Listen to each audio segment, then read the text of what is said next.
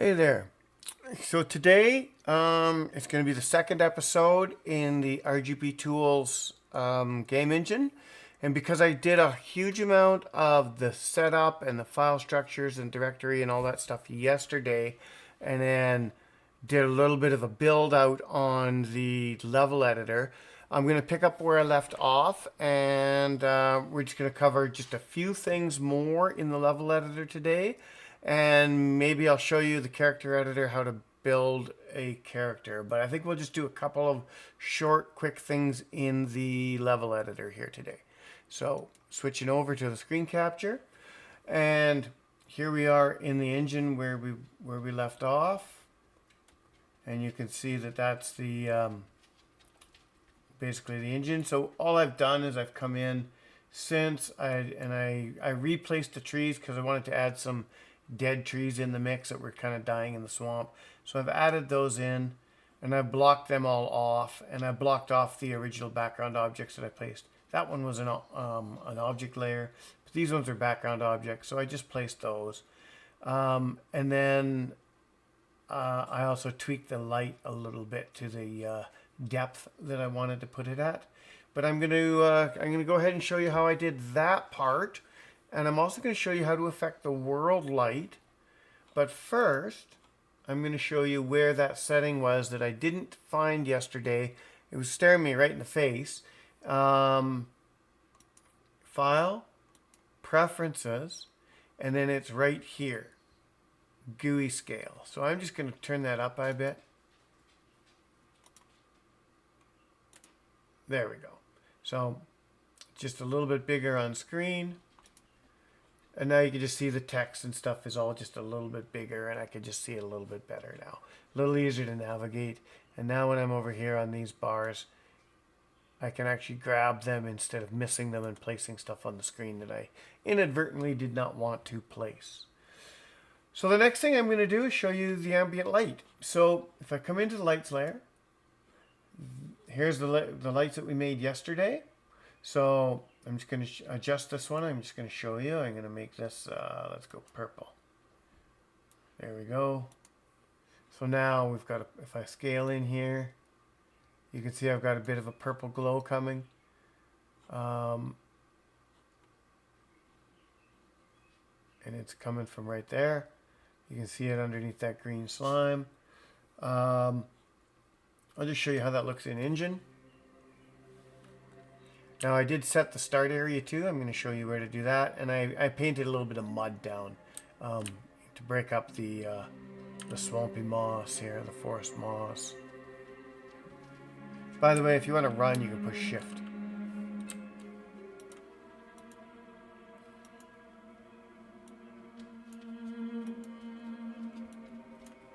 I also, another thing I did on the music was I just clicked loop. But you can see where these trees are now. I got these dead trees in the water. Bit of a dead tree here. So it just looks a little more swampy. But you can see here, you can't really tell the light. So what I'm going to do is in that light area, I have it as purple. I'm going to leave it as purple for demonstration purposes, and then I will change it to what we want it to be. But up here at the very top, you've got the lights layer, and then you've got ambient color. And what that is for every level, you can set the ambient color. So I'm going to come in here, and I'm going to bring this color down to yellow and make it a bright yellow. See how it's changed everything now? I'm going to come down to blue, make it a dark blue, so it's like a deep night. Make it a little lighter. There you've got more of a blue color happening. Go to a red. You can make it more of a apocalyptic, or maybe if you want to go orange, maybe there's a forest fire burning. You want a bunch of orange light. So that's how you can play around with the atmosphere, is by changing that ambient color. But what we want to do is I want it to be white, and I just want to go with a little bit darker here so that that light can actually glow. Make it a little more in the green tint, because it is swampy. So a little gray green, about there. That looks pretty good. File, save, give that a test play. Hold down Shift. And I'm just going to run over there real quick.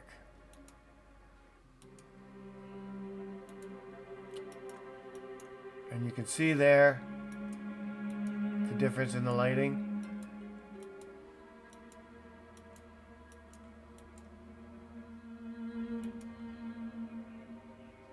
So now I'm going to exit out of there again.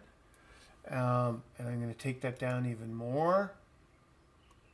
Almost black.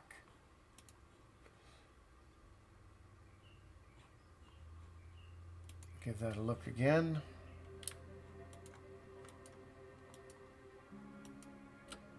So it looks pretty good. You can kind of see what's going to happen in the editor with it. However, it doesn't really tell you, right? So you can see there's a little bit of purple coming through here now. It's definitely a bit brighter.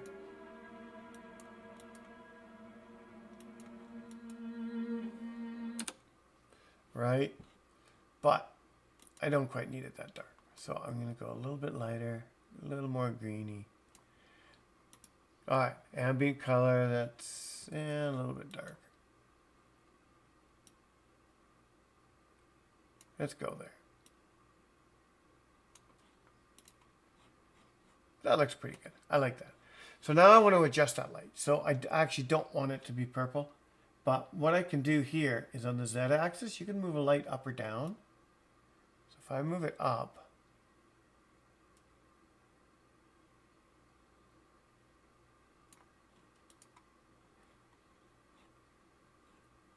and hit play,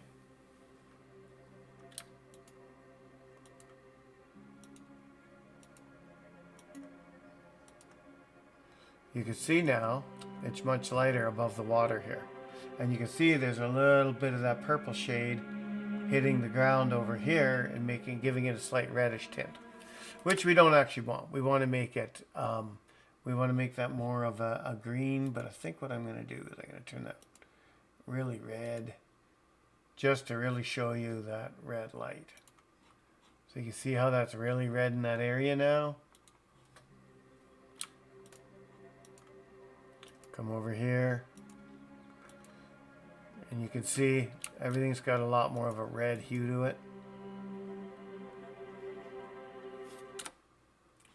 So just to demonstrate how that looks. But what I want to do here is I actually want to make it a green glow. And I'm going to go with a fairly bright green here. Because I want that to make that water glow. Now, I'm going to play around with the Z level. I set the fall off to 1. And I'm just going to play with the Z level here. So if I come up, I'm way up in the sky. You can see it's not as light anymore. I'm going to come down here. You can see it's getting lighter on the water. And then right there, I'm at 0.37. And it kind of looks like it's coming from under the water now, right? Like glowing under the water. So I'm going to leave it like that. And then we're going to see how that looks. And that should look like an eerie glow coming out of the water.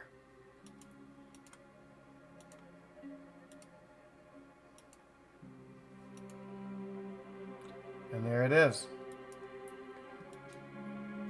Ooh, spooky, eerie glow. And then, of course, as you go this way, that glow fades more out of range. Now, you can also play around with the fall off on that. So, 0.5,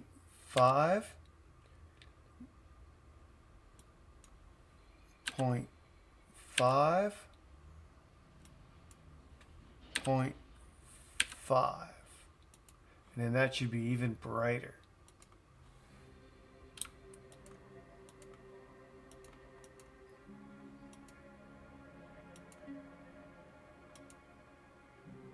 And there you go, look at that. Although I think I liked it more at 1. I think it's too bright, and I liked it more falling off into the water. So I'm actually going to change these again, because I don't need it to be quite that bright and cast that much. So I want it a little tighter. So I think the fall off, I'm going to go 1.5, 1, and 1. Now maybe here we'll go. Let's do them all at 1.5.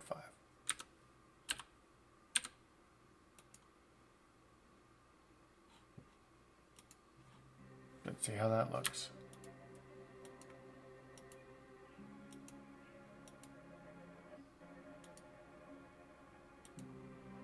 Oh yeah. So that looks pretty good.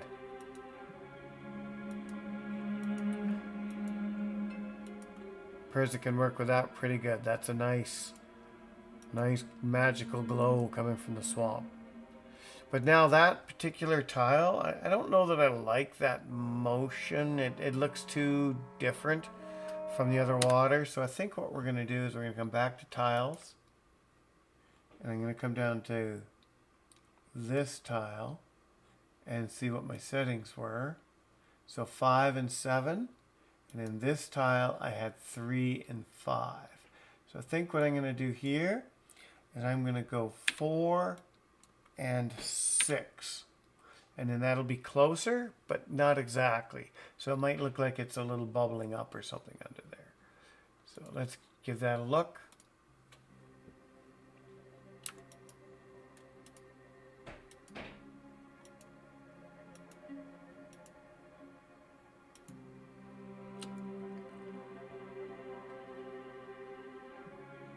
I still don't like it.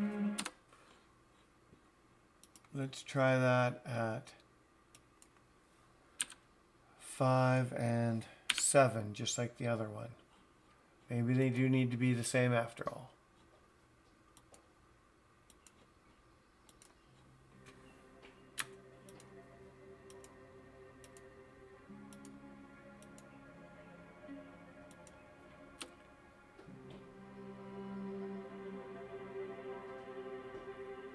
That looks better. Yep, that looks better. Okay. So now I think I want to go back to lights and make it just a little bit brighter. Even though that glow looks really good now, I think that is just a bit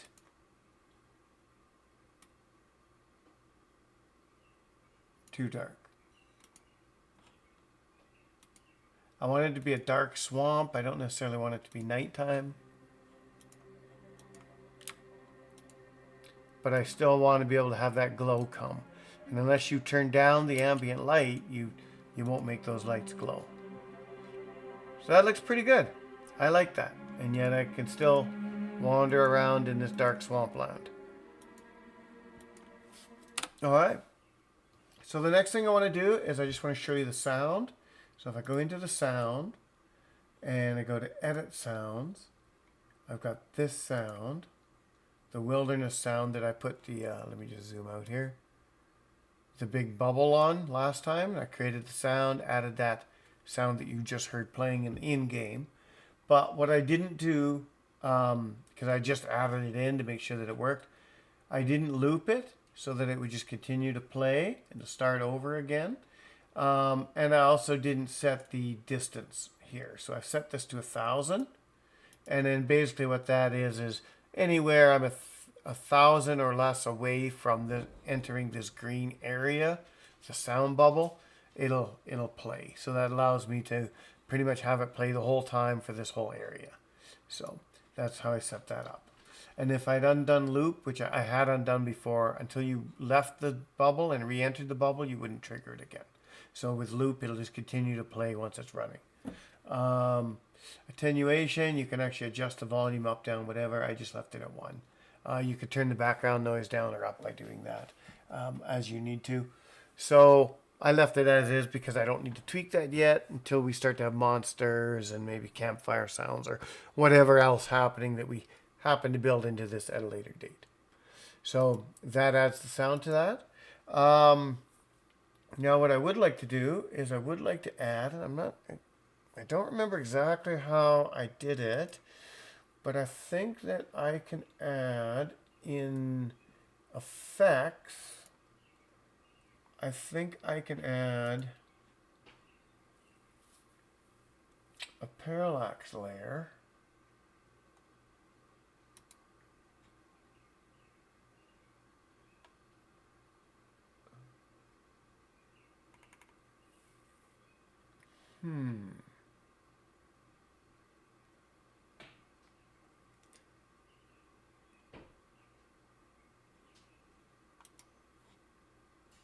Where do... It was under effects.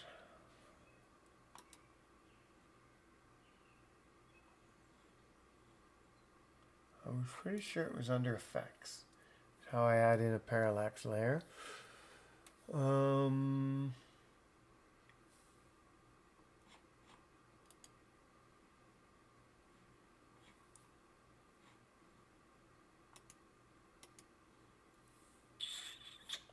I don't remember exactly how I did it. I did do it once before, but I haven't added it back in again because I was working on other stuff. I don't want to make a group.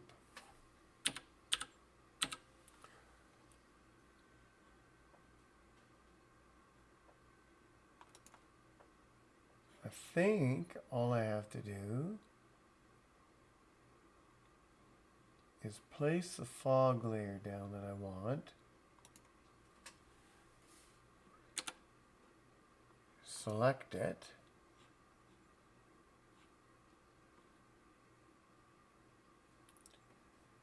Then I thought it was over here.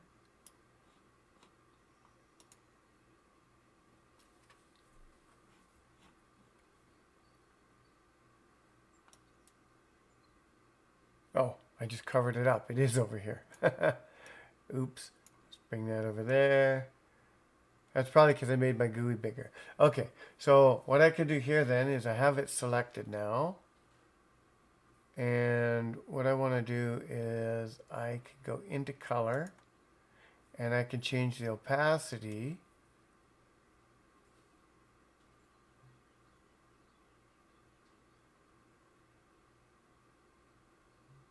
to there. And I can adjust the color. I think there's no picker there, so I need to go in here.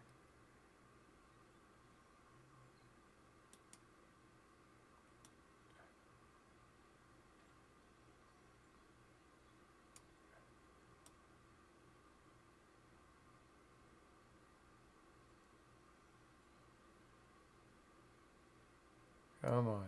It's just really finicky. I'm just trying to... That's pretty good there. Nice. I'm going to bring the opacity down a little bit more.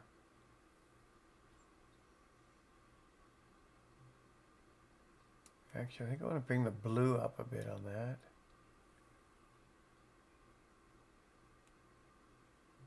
Just a bit more. Perfect.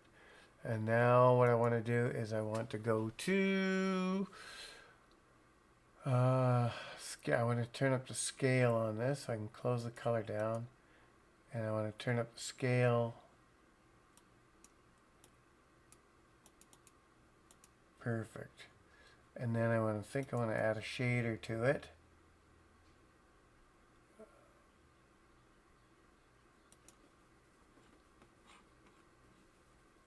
Oh, maybe I don't have a vertex. I don't have a fragment or a vertex shader here, I don't think. I haven't copied any over yet. So I'll need to do that, but I think that maybe what I'll just do then, instead of adding a shader to that, cast shadows. That's fine.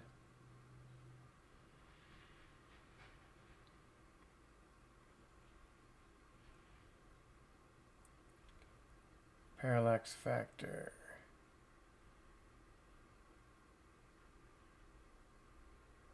I'll leave it at default because it says it's good for clouds. So let's take a look at that.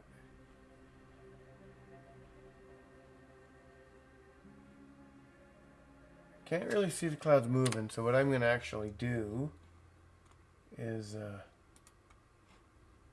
I'm going to change just in order to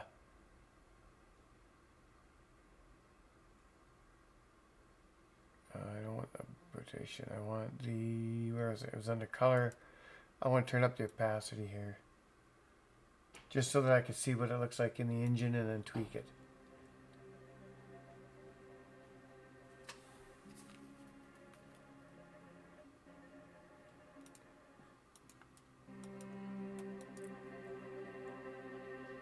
Okay, so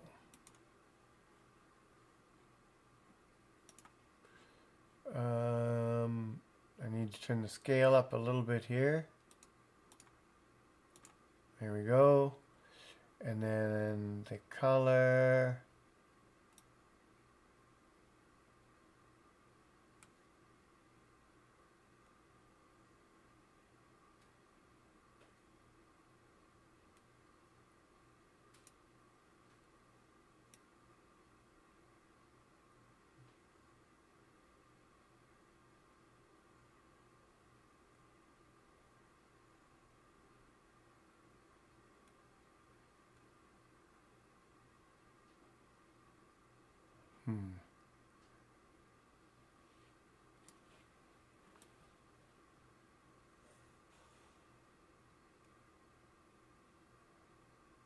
There we go.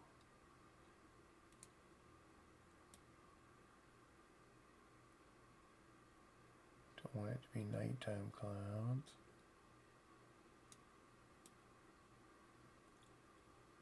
There we go. Now I'll turn my opacity down quite a bit.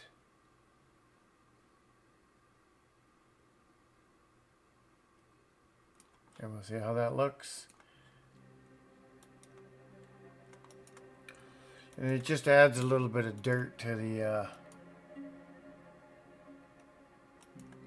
not quite enough though.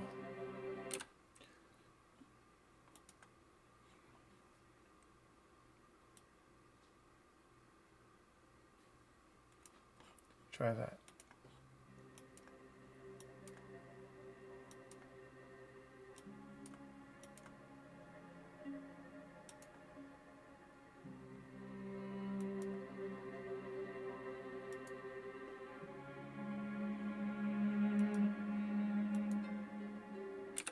Okay, it's a little bit better.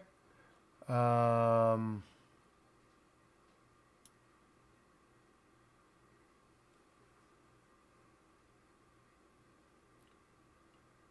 there, I think I'll do.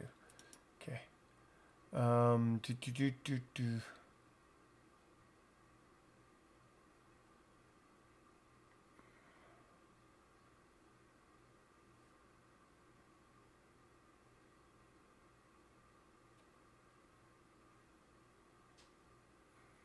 Let's try making that a 4.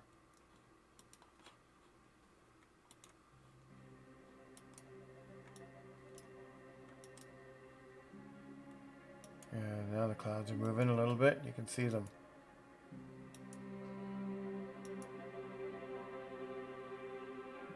All right.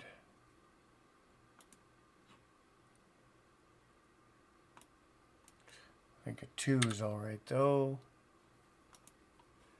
And scale. Let's just make it bigger.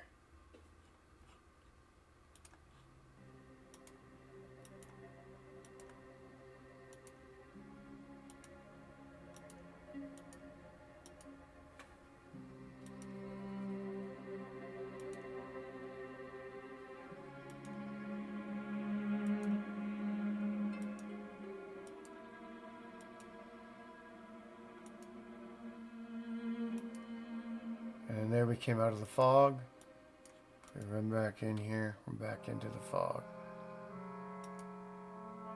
So you can see how that fog just adds that little extra atmosphere to it. Okay, so we kind of got that figured out for now. I'm pretty sure there's a way so that it'll actually repeat on the parallax. I haven't played around to figure out how to do that yet, so I'm not like too crazy needing to figure that out for now. It seems all right. But we'll save it. We'll save that like that. And then the other thing I wanted to show you was how to set the start area. So when you are first setting up, so you'll see here, I created this start area, right? And then you can assign to an area elements, logic, whatever. You can make it do things. Like you can make it spawn, when it hits something, it spawns something at X, Y, Z coordinates, whatever. There's all that sort of stuff. However, in order to make this so if I zoom in here,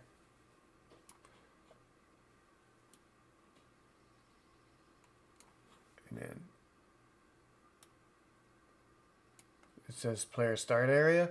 So in order to, why am I on areas? Okay.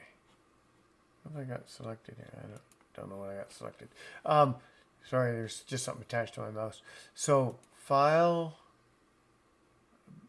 is it properties? Yes. So file, I'm going to close that down.